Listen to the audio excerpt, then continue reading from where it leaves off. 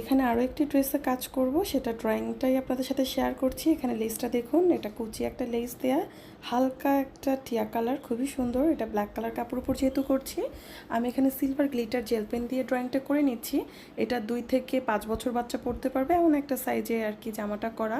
আর এই ড্রেসগুলো আমার 1 গজ কি 1.5 গজ কাপড় এরকম পড়ে যায়, ডিপেন্ডস অন আপনি কতটুকুন বাচ্চার জন্য বানাচ্ছেন বা কেমন সাইজে বানাচ্ছেন। আমি এখানে খুব বেশি একটা ডিজাইন করব না, সিম্পলি আর কি একটা ডিজাইন করব বলতে এখানে কিছু ফুল দিব, জাস্ট 2 লেয়ারের কিছু ফুল এখানে থাকবে আর কিছু পাতা থাকবে। আর পাতাগুলো ট্রাই করব আমার নিচের যেই হালকা যে টিয়া কালারের লেসটা আছে সেই কালারের পাতাগুলো দেওয়ার।